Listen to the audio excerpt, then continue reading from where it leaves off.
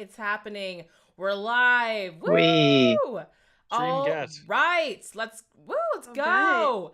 All right, Corin. What's going on? Give us the deets. What are we doing today? Hey, Jeremy. um we read through the preface of Care Work Dreaming Disability Justice. Yep. Oh my gosh, is that a turtle on your head or? It's a scorpion stuffed animal that one of my internet friends got me. Aw. It's cute. Very nice. Okay, so what are we starting with? What's our first topic of the day?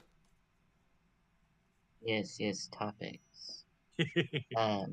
Hearing what everyone thought about it in general. Also, the one thing that popped out to me about it is the talk about writing from your sick bed, and that being a tradition among disabled activists. Yeah. So, what were some starting thoughts people had on it?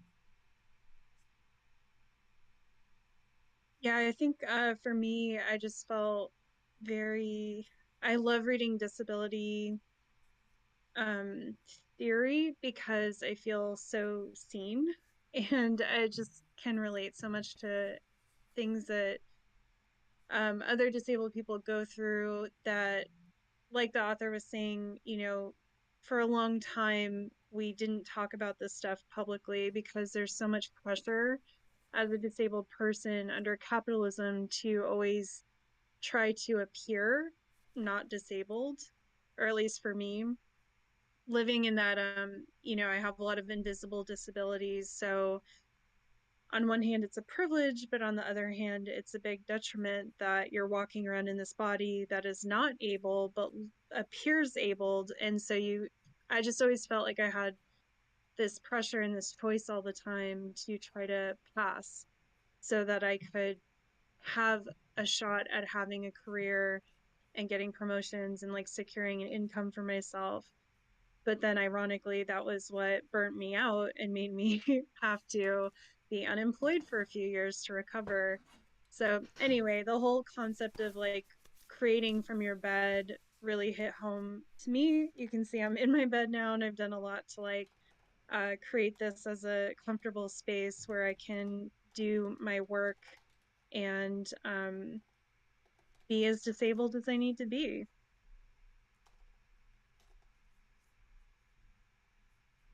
Yeah, I thought this one that was really great. Like where is it wait, this person is pronounced she? Does anyone know? Yeah, I was wondering too. I was afraid to use any pronouns. Well, I'll just say Aaliyah, who's the author of the book. But yeah, when Leo was saying that, like being a part of a long tradition of people who have done this, and when Leo was talking Mm-hmm. about like the activism that disabled people do, it's like it's writing things like this. It's getting together and Yep. talking about these things, and like that's revolutionary. And yeah, I thought that was really profound.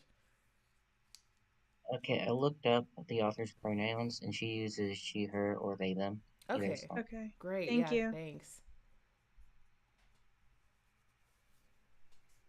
Oh, yes. uh, I really like the like one thing I really like about reading disability justice work and theory, I guess, is that there's always like such a strong emphasis on like concepts like community interdependence, but also like movement and Mm-hmm. struggle interdependence. Like it's always I don't know any I haven't read a lot of disability justice work that like doesn't have that kind of integrity. Almost all of it is always like all these struggles are linked, and yes, sometimes disability justice is like a I don't want to say like a good demonstration of that, but it seems to like have that built into it, possibly because it's an area of social justice that is like a little bit uh, less mainstream or something, so it has a keen understanding of the importance of linking struggles. I don't know. One of Yeah. the advantage that disability movements has for that is no matter what group of people you go into, there are disabled people. So, Hmm. Mm-hmm. like, if really looking at the experiences of disabled people as a whole, then you have to recognize how being in any of these neighborhoods and classes happen to affect how somebody experiences being disabled.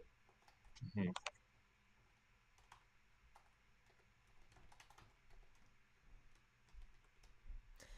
Yeah, it's like Yeah, going very. off of Oh, sorry. Go ahead. yeah, I was gonna say going off of what Ben said about it being community focused. I really appreciated how there was a part where she said this isn't the work of like one genius writer. It's the collection of, and then she named off a whole bunch of people. Yeah. But yeah, the whole great man of history theory thing Mm. is something that I really appreciate her, making notes to go against, and also the way that she was like, that this isn't the respectable disabled person who's speaking out. Like I am the other people. Oh my gosh. Yeah, there's this quote on page 9 where she says, I am not the one right kind of cripple, the kind that is convenient enough to nod and ignore all the rest. I am all the rest." And I was like, "Damn. I love that." Love it. Some of the people that she mentioned that I can remember off the top of my head, there's Autistic Hoya, and they're a non-binary queer person who does a lot of blogging around disability justice. They're autistic. A lot of it's really cool, really good. Um, Particularly when I first found Autistic Hoya, I thought their website was really neat. This is the first time I'd seen different options in contrast, and one of those contrast options happens to really help me be able to read that stuff. So I was very appreciative of that. They also mentioned the Disability Visibility Project, which is um, something that Alice Wong does. Hmm. Alice Wong also does a lot of writing around disability justice, along with promoting and pushing the work of a lot of different um, disabled people of many kinds. They also mentioned Sins Invalid, which is a performance troupe and where the disability justice movement pretty much started. Yeah, Sins Invalid is really cool. It's nice connecting the dots on some of this stuff. Also, as someone who's been to a fair number of poetry slams, I really appreciated the image of like the person at the poetry slam being like, "Oh wow, that's so in your your poem about disability or being disabled is so this and that," and maybe Mm. giving them sad eyes or something. And it that kind of moment, it brought together like why this lens, or it helps demonstrate why this disability lens is so important and so missing in so many kind of like well-meaning, uh, left-leaning usually kind of spaces, because you still find yourself and a lot of other people trapped in a pretty deep and paternalistic kind of ableism. Totally. Yeah, I've been thinking about that a lot with like veganism and also I guess just generally protesting or direct action or anything that might require a certain physicality or certain physical capabilities, and how those are pushed as like the best and most important forms of activism. And then when you try to bring in the disabled perspective, people are like, well, it's like, we understand if you can't do it.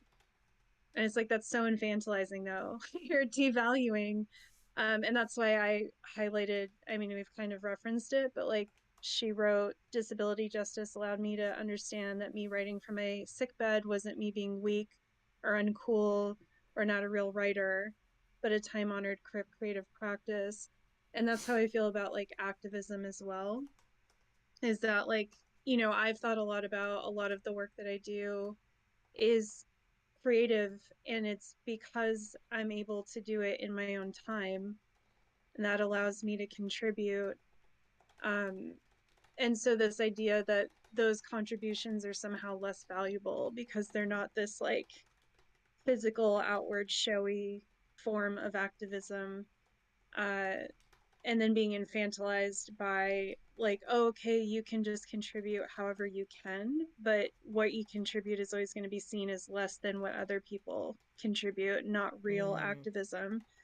Just like makes me really angry, and it's Yeah. something I've thought a lot about, and I've, you know, done a lot of work around it. And so just I that's why I always feel like I'm coming home when I read stuff like this, where it's like queers, um people of color, like all of us disabled people coming together to be like, no, the stuff that we're doing is really important, is just as important as the other stuff, and our contribution shouldn't be seen as less than, and we shouldn't be seen as like coming to the table to offer scraps while everyone else is doing the real work.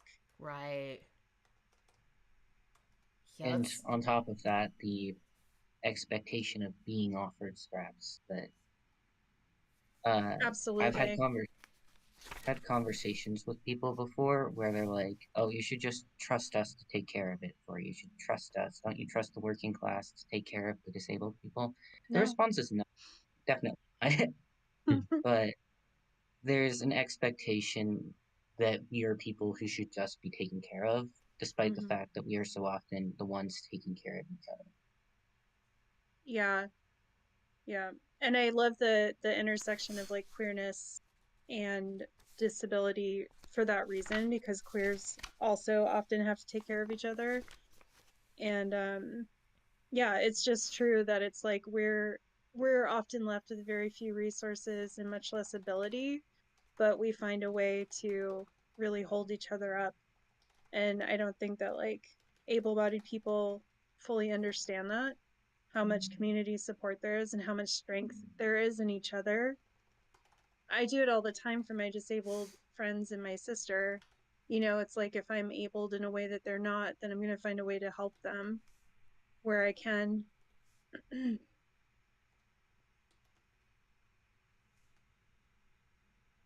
And yeah, I just think the idea that like we need to be taken care of and that we don't have autonomy, or that we shouldn't have autonomy and agency over how we're advocated for and what solutions are needed, is really pervasive and really dangerous.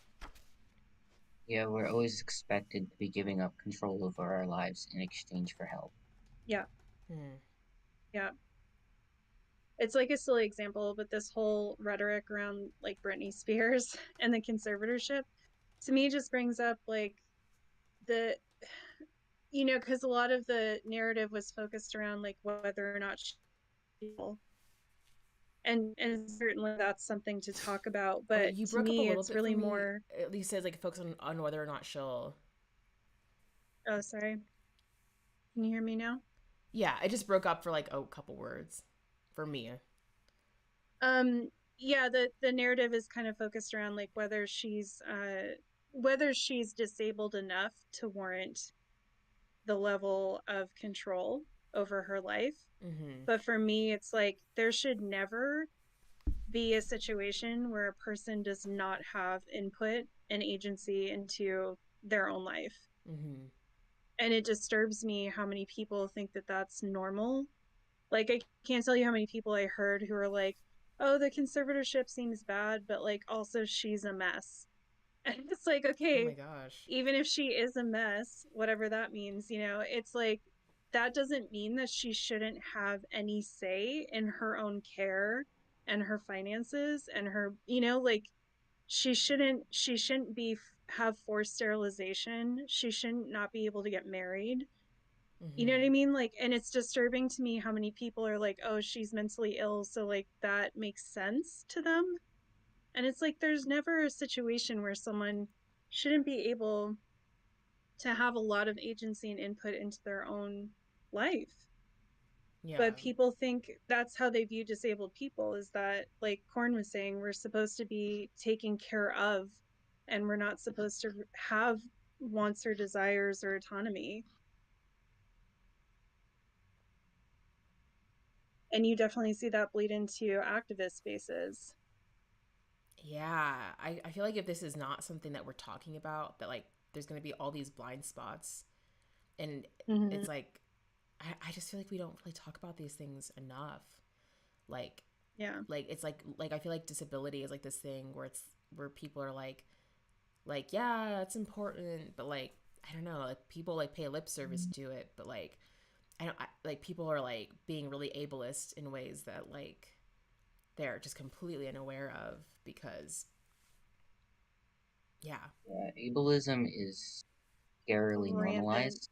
Yeah. It is everywhere, even among disabled people. Lateral Mm-hmm. ableism is extremely common, and people don't understand how dangerous it is. People think ableism, oh, don't be rude to disabled people. But really, what it is, well, it kills us. It's a method of getting rid of us. And it also is used as justification to oppress other groups. Yeah. So many groups are accused of being mentally ill or physically inferior, and that's invoking ableism as if it's a natural reason when it is not.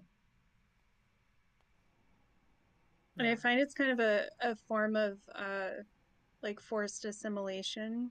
I think especially for neurodivergent people or people who have invisible chronic illnesses, it's like this way that you have to conform.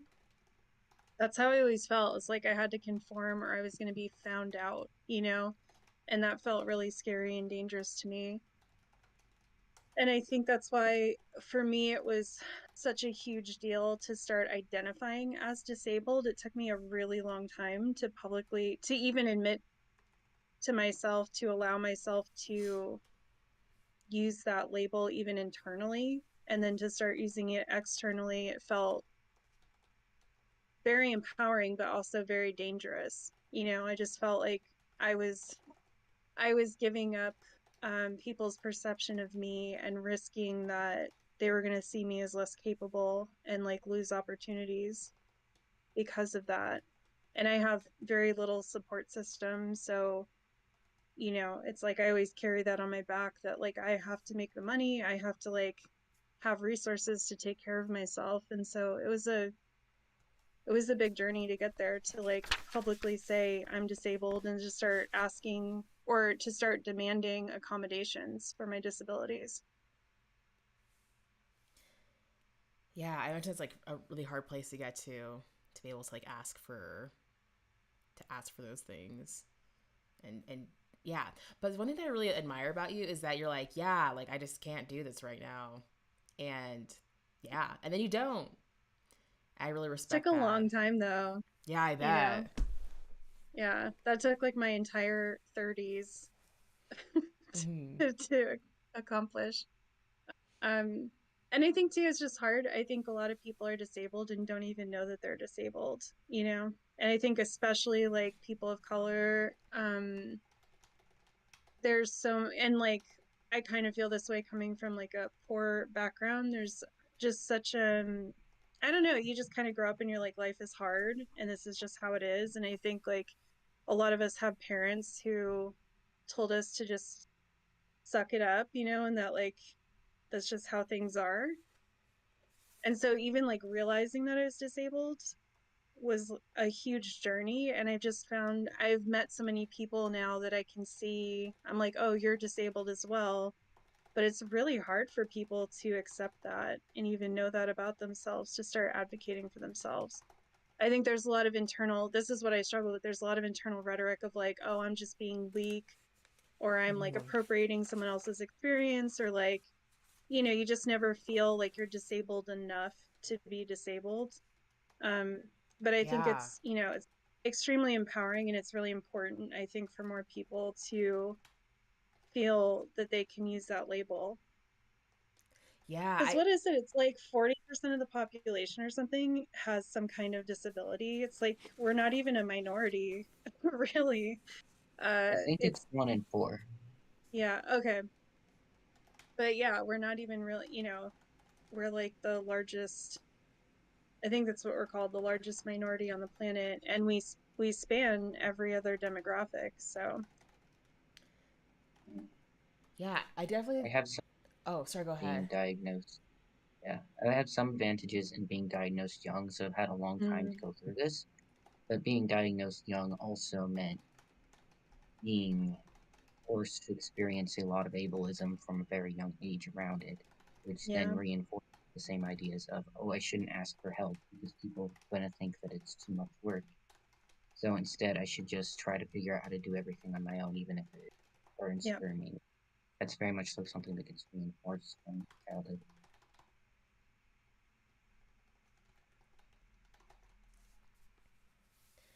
Yeah,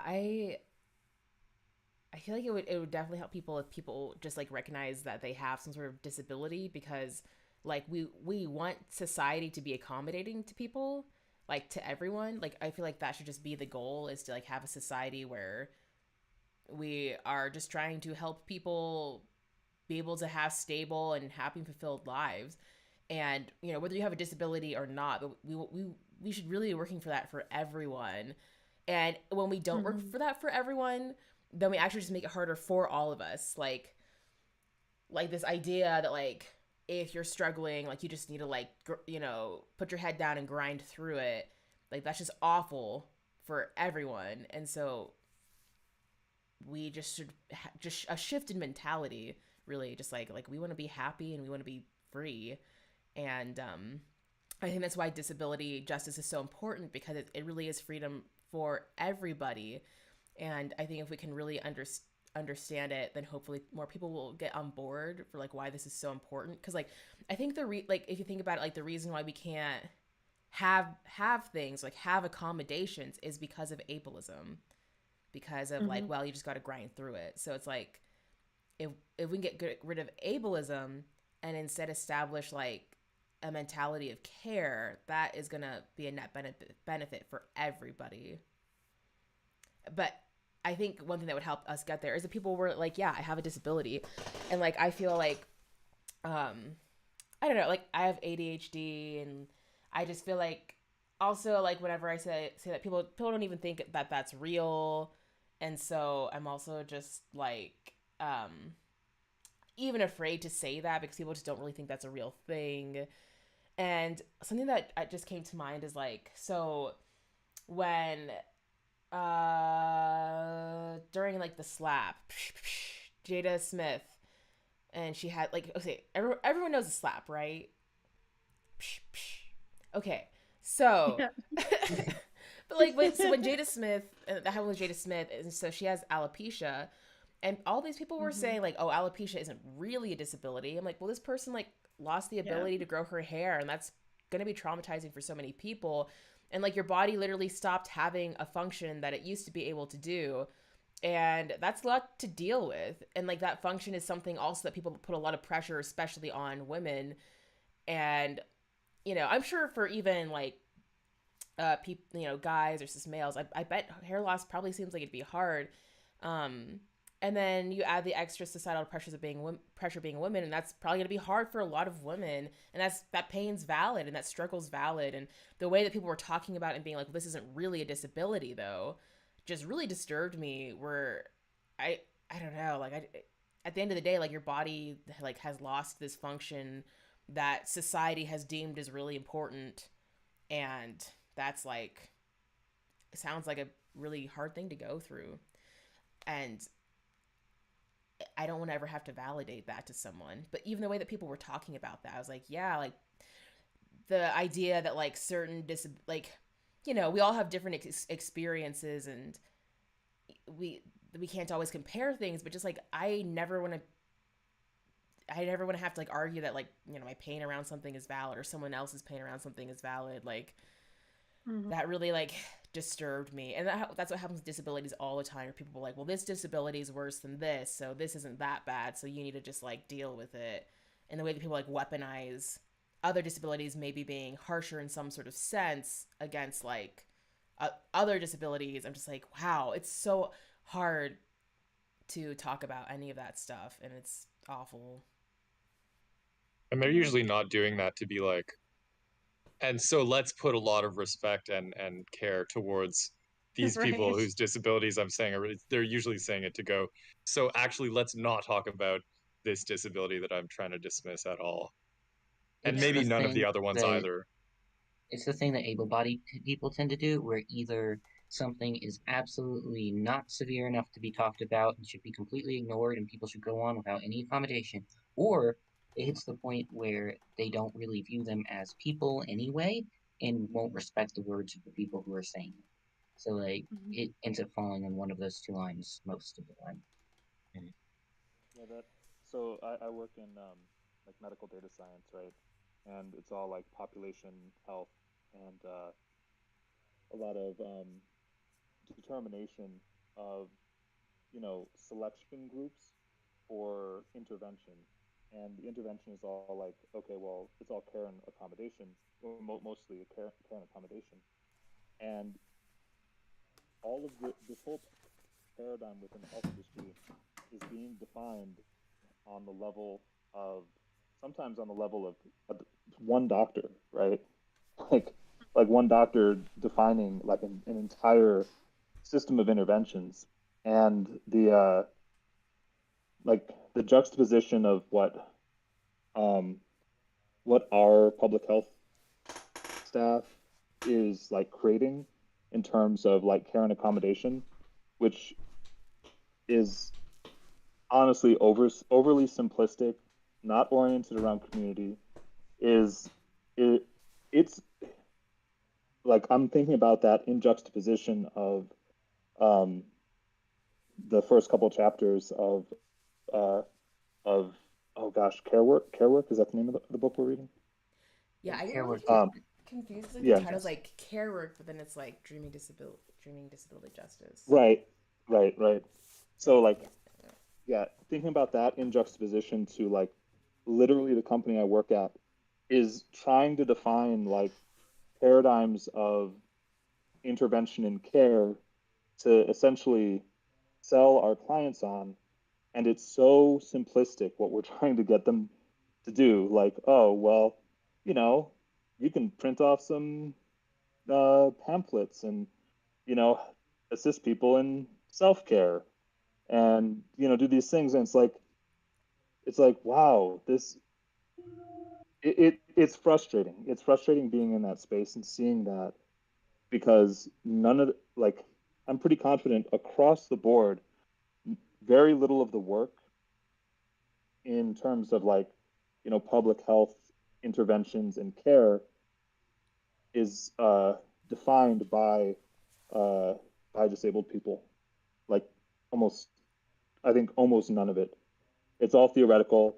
It's all like, okay, well, how did this intervention? What was the outcome of this intervention? It's not humanized. It's very oriented around like outcomes. Sometimes those outcomes are defined in terms of cost. And I kind of want to put this book. Well, I'm going to post this book in like the chat channel for my work and be like, hey, y'all should read this. This is really like this is a perspective that is not in this space, and you know, like no one's looking for this perspective in that space either. Um, anyway, that what you were just saying, Karin, kind of made me think along those lines.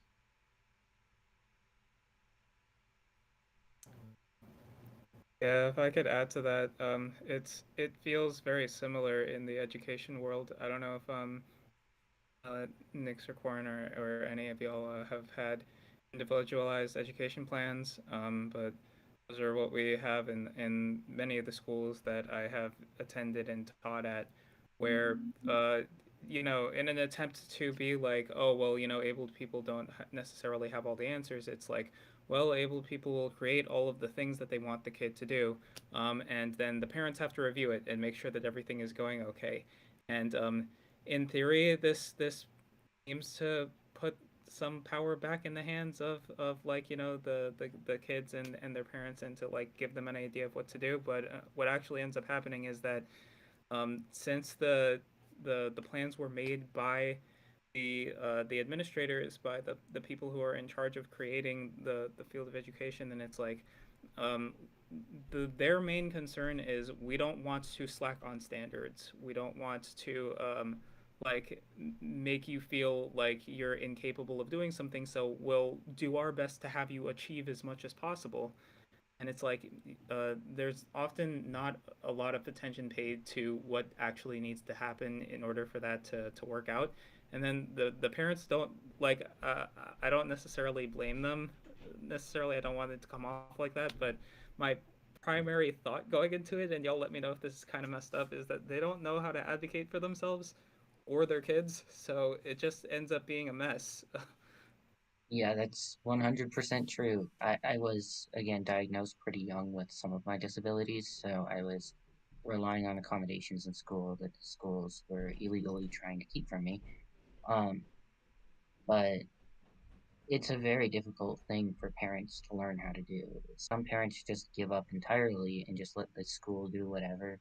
The kid doesn't really get that much of a say, and disabled people aren't involved in how these spaces work. My experience of being in a school as a kid is you realize nobody actually wants to accommodate you, and like you get pushed into all these uncomfortable situations that you don't have the energy mentally or physically to get through, and it's in general just a very traumatic circumstance to find yourself in. For instance, some of the school staff when I was in school, they had this priority in mind of they wanted me to make friends. Okay, but I was barely getting through the school day each day. So, like, what's the point of me making friends if I'm going home and having an autistic meltdown as soon as I am in the car? Um, their goals are very much focused on what makes them, as the able bodied people, feel better and what gives them the least amount of work rather than how to actually.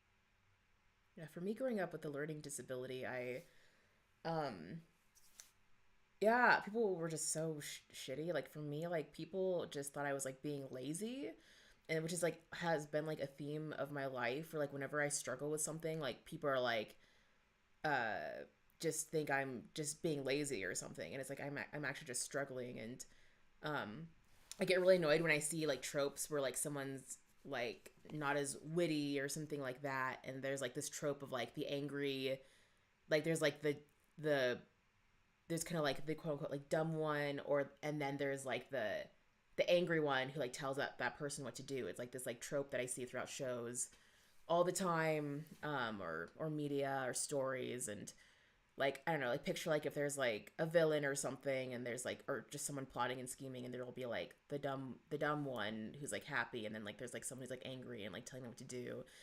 And I hate that messaging because I just hate any messaging that like says like people who are happy or are less intelligent. uh but yeah, that's like a little bit tangential, but just growing up, people thought that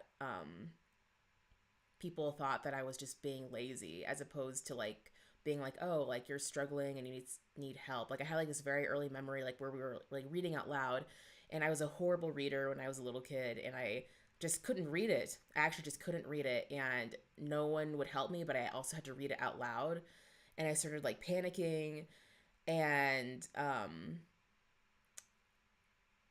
yeah, I was like panicking, and someone tried to tell me the word, and like how to like say this word, and the teacher was like, no, she has to say it herself. And I just like looked around, and then I just like started crying, and I was like, I'm so sorry, I can't do it. And yeah, and then the teacher like told me what it was, but they also like seemed really annoyed. And yeah, it's just like a weird memory. I'm like, literally just, I don't know, like if I was a teacher, I would just like help someone sound out the word, but whatever. But I have so many memories like that of people just thinking I'm like up to no good, but I actually just need some help or something. And that really bothered me. Yep, like going back to my elementary school experience where people just decided that I was pretending not to be good at math so that I could get extra time. Oh my gosh. Wow.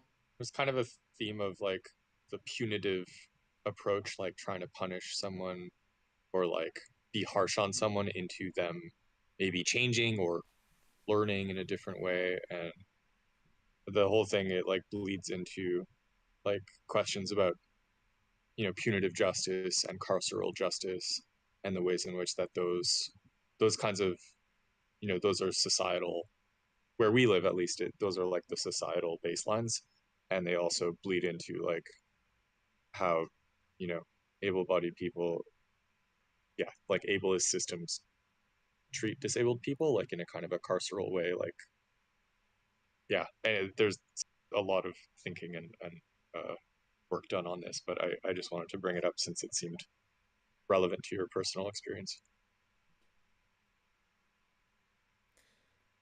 Yeah. um Yeah. Oh, sorry.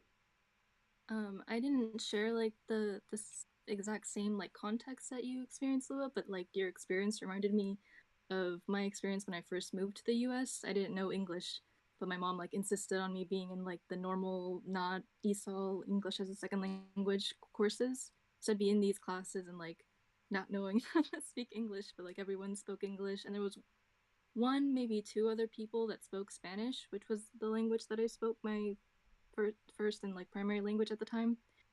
But we spoke different dialects. So, and being like 5 years old, we didn't realize we were speaking different dialects. So I'm just like, why doesn't my Spanish work here? Mm. Um, but I learned English pretty quickly, and it was like very traumatic, like the process of it. But then I think I started like compensating, and I would like I started being like really good at reading things, and so that was a skill that I would like depend on, and I would like volunteer to like read things out. And like to this day, like just the other day, when I mentioned I'm not from this country, someone was like, "Oh, you don't have any accent," like as a compliment.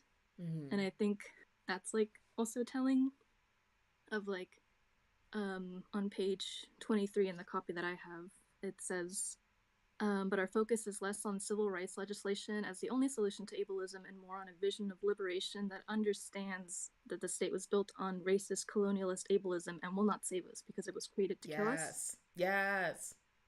And then earlier in that paragraph, they said, when we do disability justice work, it becomes impossible to look at disability and not examine how colonialism created it. It becomes a priority to look at Indigenous ways of perceiving and understanding disability, for example.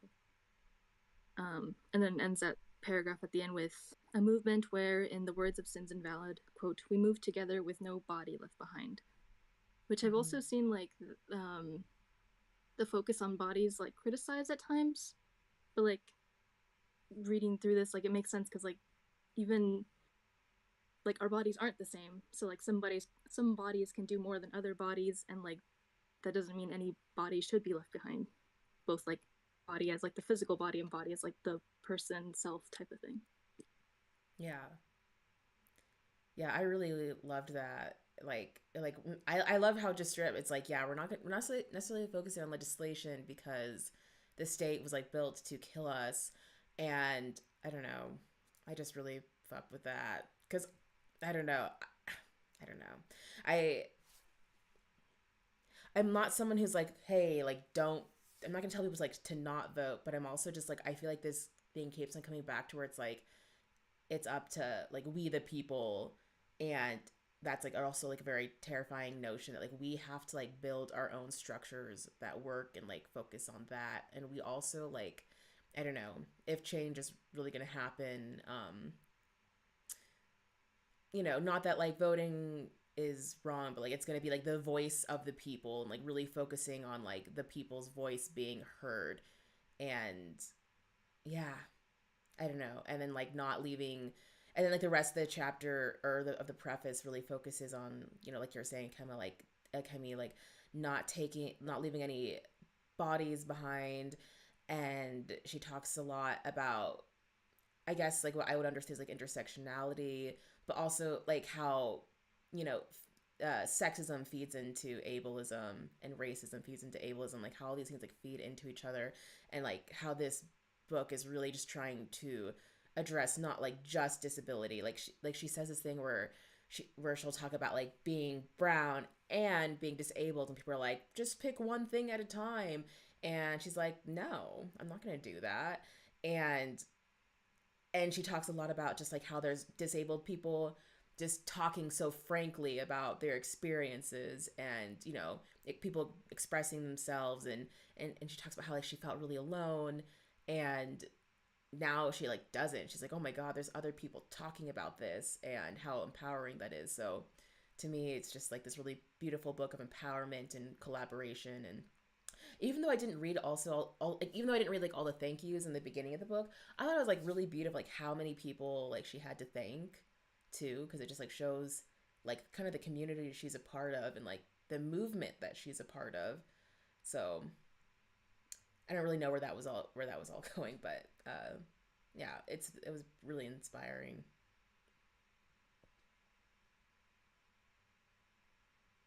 I, Akemi, what you were just saying about um, moving to the States, and I just I had a very similar experience. I spoke very little English when I moved to the States, and I was immediately in like a 40 kid classroom where there was like bilingual in two languages that I didn't really speak, in English and Spanish.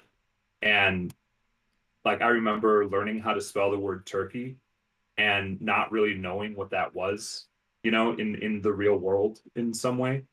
But yeah, it really, like I had the capacity, I think, like you're saying, the capacity to like hyper focus on these language, sort of like the language academics at that age, and just become like, I have to do this, I have to do this, this is the only way things are going to be okay.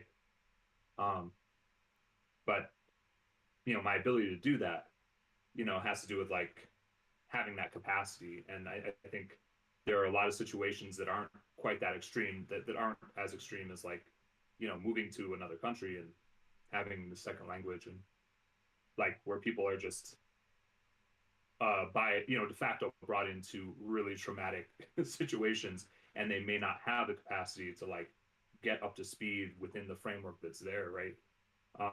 But I think about that all the time, and yeah, this kind of like harkens back to the individuated lesson plans. Is that what they're called, term? Individualized But yeah, education. like individualized education. Yeah, like there's sort of like, it's nice that those programs have tried to come into being, but they I think they fail so miserably because they aren't actually individuated. They're sort of like, well, here's this list of things that we're going to try, and we're going to structure these, and it's not necessarily informed by people with those experiences. I think, in general. Yeah, and the Yeah, struggle with any solution is always going to be that disability, and I think this connects to what Akemi and Lua were saying. Disability is defined from a capitalist perspective. So any solution is always geared towards, and it touches on Corin, what you were saying too, with like them trying to make you make friends, where you're like, I'm okay, like, do I need friends? Like, that's not what I need right now. But it's because everything about disability is defined by this baseline that is really all about, can you be a quote unquote productive, contributing citizen? And how do we get you, all of the solutions are geared towards how do we get you as close to that as possible? When disabled people, like a lot of times, that's not what we need, and that's not really our priority. I don't care about being like, I cannot work a 40-hour week anymore, and I don't fucking care if I ever can again. Like, that's not to me, that's not success. That's not healing, or that's not accommodation if the goal is to get me to 40 hours a week again. but that's how disability is defined, like by the state. Even if I go to a therapist, the therapy is often geared towards making me able to work full time and able to appear neurotypical, right? So it's, and like fit into kind of a cis het normative framework.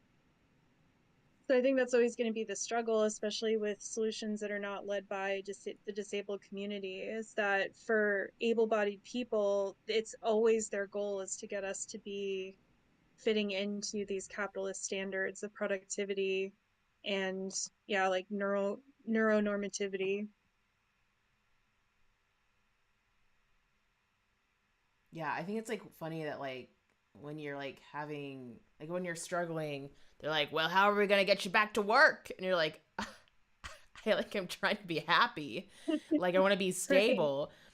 And yeah, they're just worried about you working, and yeah, it's Because I can tell, even if I can work 40 hours a week, I'm not doing it for a company, no. right? I'm working on my creative projects, I'm doing my own Mm-hmm. stuff. Mm-hmm. But that's like, in order to get aid from the state, I have to prove that I cannot work in order to be considered disabled.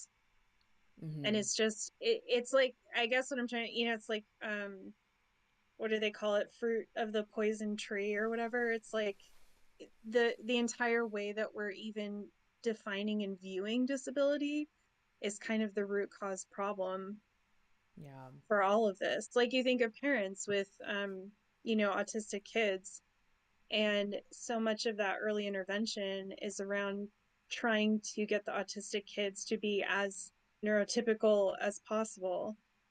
It's not really about meeting the kids where they're at and giving them the best life that they can while being neuroatypical. And then even as an adult, like, I was in therapy and I was struggling with some stuff that I now understand is an autistic struggle. And my therapist was convinced that I had like a personality disorder, which, no offense to anyone with a personality disorder, it just wasn't what I had going on. And then she was treating me from that perspective. And it just, she was trying to get me basically to mimic, she was basically like teaching me to mask even more than I already was, you Mm-hmm. know? And then later when I found out, I realized that I was like, I think I'm autistic. I went to her to help me get a diagnosis. And she was like, well, what does it even matter? Like, why is this so important to you?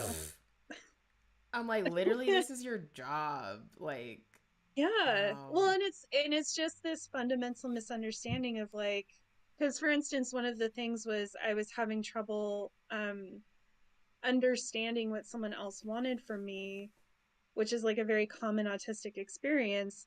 And she was perceiving that as like I didn't have empathy. And I'm like, no, I have empathy. I just don't understand a Yeah. lot of interactions. I don't get what this person wants from me. And the way she was like giving me therapy was like, now I have to teach you how to have feelings and how to like everything was geared Oh around my having god. more like, It's like, imagine what you're a autistic. miss. I know, you're autistic. It's like your entire life is just constantly trying to interpret everything that's happening around you all the time.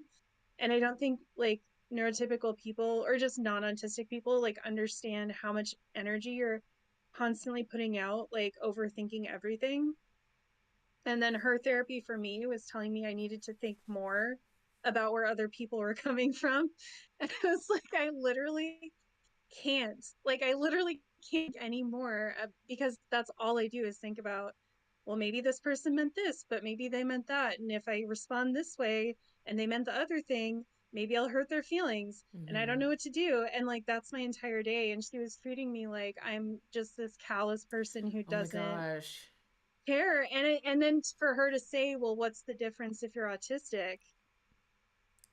And It, it's like, yeah. it's all the difference. Like, all of the things I was struggling with were just very common autistic things to be struggling with. And you didn't know that. And so the treatment you were giving me was completely counter to what I needed or my lived experience. Yeah. But that's so common. It's just so common. And it's common for queer people too, you know? And I think it's common for people of color. Like, you try to talk about Mm-hmm. experiencing a systemic anything, and if you're being treated by someone who hasn't experienced that, or like doesn't want to acknowledge their experience with that, then they're going to treat you, their idea of treatment for you is going to be to like move you past that thing and have you not care about it and have you be able to just act like you're like everyone else. And that sucks. Yeah. That's Yeah. not what we need. Yeah, for me, And growing so up, much therapy for autistic people specifically is just focused around trying to make us look like the neurotypical people, which Yep. I don't know why they think everyone wants to look like them in the first place, but it Yeah. gets so terrible and abusive on so many levels. Even if you're not doing it, it's from all directions. People think that you should be putting all the effort in to meet them. They don't see any of the effort you're putting in. Yeah. But I think too how a lot of non-speaking autistic kids are Mm. kept from having access to any communication because they would rather try to force the child to speak Mm-hmm. instead of letting them actually express their needs and their desires. Yeah. So sad. And yeah, Lua, I really resonated with you with like the, people thinking you're lazy or thinking you just need to try harder. And that's just what makes me so sad is I think like neurodivergent people are just trying so hard all the time. And then the perception of us is that we're like not trying. mm-hmm. Yeah, for me, like And it's I'm like, how do you not get exhausted, and just like break after years and years of that? yeah, that's what crushes me, and I also feel like there's like an element of there's definitely an element of racism because I had the experience.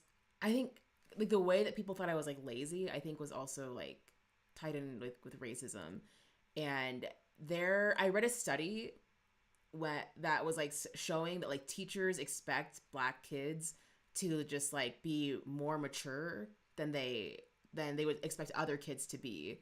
And I think I definitely experienced that as well, where like if I did something that was like immature simply because I'm a kid. Oh wait, we lost Nick. Oh no. uh I wonder if I should wait. Okay, I guess I'll just keep going. Yeah, okay. Woo! Hey. I don't know. My laptop like kicked me off. I don't know what's going on. Mm. It's still like I tried to close out and log back in and it's still just spinning. And before I forget it again, what you're talking about goes like right back into one of my own diagnoses is that I got as a child was oppositional defiant disorder.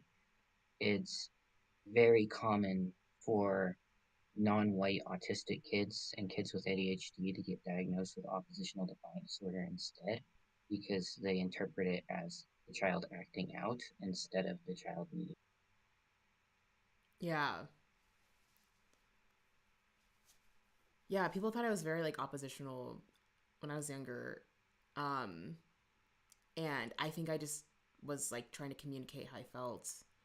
But yeah, Nick, I don't know if you're going to drop out, but I yeah, I think so. I like was looking at this study that was like saying that like teachers see black kids like they expect like they expect black kids to be more mature than they expect other kids to be.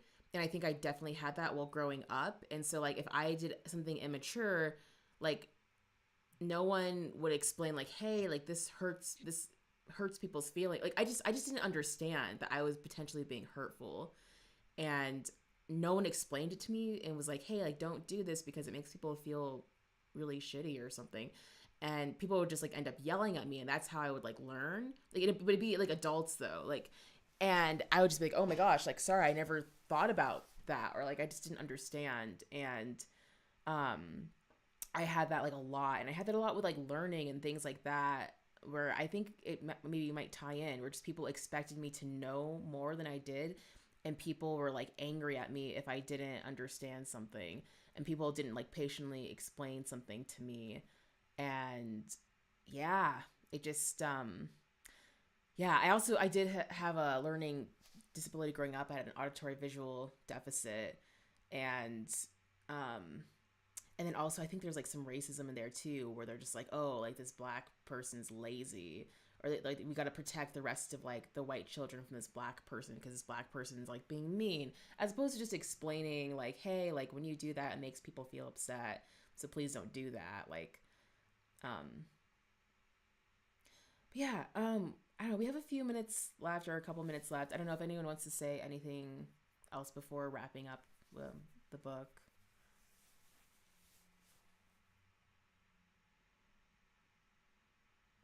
I just wanted to highlight and point out this section. I don't have anything to add. Just it was great hearing from y'all as always. Oh, thanks, Jeremy. Aw, thanks, Jeremy. The section where she talks about she wrote about suicidality as an ever-present reality in our communities. And I know, like, Lua, you and I offline were talking about that recently. And just how much I struggle with, like, able-bodied people and trying to, again, just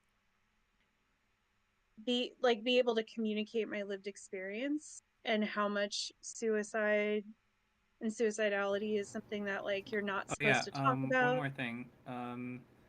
I saw in the chat that y'all were talking about like every month is good for you, but I didn't know the context because I was late. What was that? Oh yeah, sorry. Before you go, so like I'm just getting burnt out from book club, and there's like a lot going on weekends. So I'm gonna try to have book club probably every month and a half, but where we read the whole book and just talk about it for a longer period of time, as opposed to like more of the in-depth studying that we've been doing. Got you. Okay, cool. Yeah, and then I would like to get back to doing more of a study thing. I think I just need a break. Yeah. Okay. Yeah. Sorry. What were you saying, Nick? Oh wait. Jeremy just went off. Wait. Sorry. What were you gonna say? Sounds like a good idea. Okay. I think Jeremy can't hear me, which has happened to me before. Oh, okay. People are like, Nick, you keep interrupting this person. I'm like, what? I'm sorry, I didn't know. Yeah.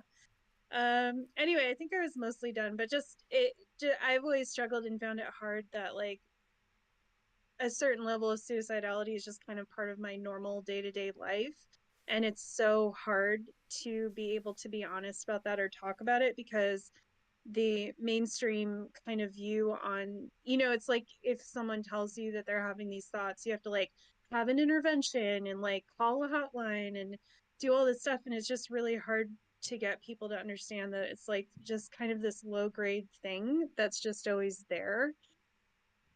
And it's not that it isn't serious or important, but it's also just like, it's just like how I wake up in pain every day. It's part of my lived experience. And I think it's really hard to, I often feel like I have to kind of hide a lot of the reality of my day-to-day life from people, because it's so much, and because as a community we just don't really have good ways of talking about chronic conditions and chronic experiences.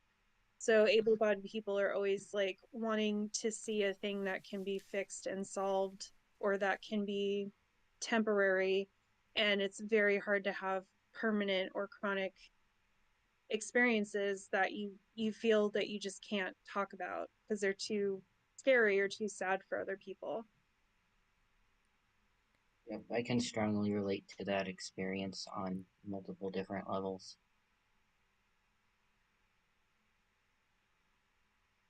Yeah, it definitely bothers me. Oh, sorry. Go ahead. I was just gonna say I can relate to that too. Like a lot of I've been told before that I'm really good at bringing the mood down. Oh my gosh. Relatable. Those people. When I was a would get mad at me all of the time. Depressing, not happy enough, too pessimistic. Like I would actively get in trouble for it. Oh gosh. We're gonna punish you into being happy. Because that has any chance of working. Yeah, no, I Yeah, I got in trouble a lot for having a bad attitude as a kid when now I realize it was me it's like depression. having autistic meltdowns or Mm. being depressed. Yeah. Yeah, so yeah, I have meltdowns, but I think it's from like PTSD, and it's like super embarrassing because I'm just like having like, yeah, I'm just having I'll have meltdowns and stuff, and like, yeah, like my mom would call it like a temper tantrum, and it's like, yeah, it would just be like so like I have like so much shame around it. Like I'll just like get in these spaces where I'm like I'm just literally like having a meltdown, and it's like not a temper tantrum. It's very different than that. And yeah, so I have so much shame around it. I'm like a little bit worried that I'm saying it right now because we're streaming, but also I know there's not that many people like watching and stuff. But yeah, I mean, I'll help you out with that a bit. I have panic attacks from PTSD and autistic meltdowns both fairly regularly. So, like, it's a thing that happens, and a lot of people don't understand what it feels like to not really have full control of your body and your reactions. It's terrifying when you're in that position. Uh, for mine personally, uh, I tend to get a lot of self-harmful stims whenever I'm in a meltdown because that's the only thing that like gives me a small amount of grounding. It's the only thing that works. Um, and it is hard for people to accept, but that's been a part of my life since I was a child, a very, very young child. yeah, yeah. People do not get it, and even I guess even myself, I don't really quite understand like it either. I just know like those are like some places that I go to sometimes, and but what definitely does not help is people shaming around it. Yeah. Yeah, and just a lot of the narratives for like acceptable behavior or manners or there's just so many ways that I feel disabled neurodivergent people are just immediately marked as like something not acceptable. Mm-hmm. You know, there's little stuff like I was even talking to a friend of mine and she was saying that she was upset because of someone she's related to doesn't like greeting people in the way that their family usually does because it involves like hugging and touching and stuff, and I suspect this person's autistic. And you know what I mean? I'm just like she's like it's so rude, I don't understand why she can't just do it. And I'm like, but why should she have to, you know? Yeah. Why Like can't people clearly just there's something of respect? whether she is artistic or not, you're creating an environment where there's now this set of rules and anyone who doesn't fall into that is seen as rude. But there's something for her that is not comfortable about that, and her not participating in something that you've decided is polite should not be something that stigmatizes her and her behavior. Mm-hmm. And this is a friend who's like very like with it, you know? But so it just shows you how deep ableism is. I've been around activists who like do critical theory and other avenues and are just like amazing, brilliant people. And then they'll turn around and just say something so ableist, and you're like, wow. Yeah. Like it's just always there because it's there, it's coded into every aspect of our lives, every facial expression and gesture and just everything. And Lua, like you were saying, is just so compounded by, you know, racism and sexism and queer phobia and just so many other things too. And that's what I kind of meant in the beginning, where I was saying like so many people don't even know that they're disabled because they've just been told that they're wrong. And so they just think that they're wrong. They don't understand, like, oh, this is actually just how my brain works. And I'm just different, but I'm not wrong. Right. It makes Yeah. me sad how many people are not diagnosed with ADHD or dyslexia or, you know, any of these other things and just think that they're wrong and they never no one ever saw them as human enough to stop and be like, oh, I think you're this thing and we can get you some tools to help you. Yeah. Yeah, I've had conversations with parents before that don't want to tell their kids that they're autistic yet because they don't know how. Yeah. But it's really important for parents to understand in that situation. If the kid does not have the word autism to describe themselves or whatever word their disability is, they're going to find a lot worse of words to use to define themselves and a Yeah. lot ways. Yeah. And you can't really advocate for yourself before you know Mhm. what it is, and you also can't find community. It's very isolating to not. That's why I hate when people are like, why are you so focused on a diagnosis? And it's like, I mean, I'm like, it's just about finding community and finding support and being able to know who are my people and who are other people I can talk to who understand what this is. It's like I also have fibromyalgia, and I just had a phone call with my friend's mom who's had it for 30 years, and we were trading tips on how to manage our fibro.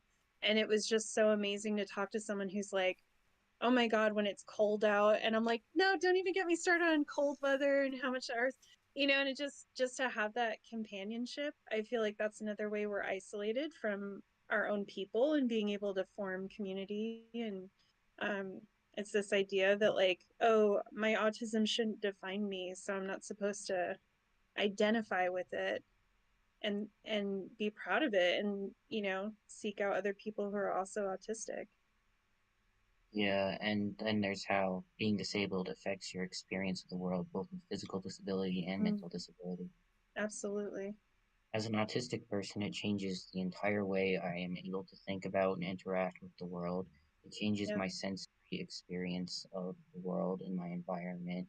My body changes the way I have to think about and manage energy. It's also not normative, and I have to have ways to test that and to think about that instead of just assuming that I'm a broken version of everyone else. Mm-hmm. Um, Yeah, absolutely. Sorry, really fast. I have to actually get going, but I think y'all should Okay. still hang out here if you want to. But I just gotta go. But yeah, um, hopefully we can all hang out and do something soon before the next book club, like watch a movie or play a game or something like that. That'd be fun to set up. Um, Yeah, it'd be really fun. yeah, but I'll see you around. Thanks everyone for coming. It was good seeing you all. Thanks for hosting. Yeah, bye. All right, and I will also be ending the stream here for anyone who is watching. Thank you so much for coming.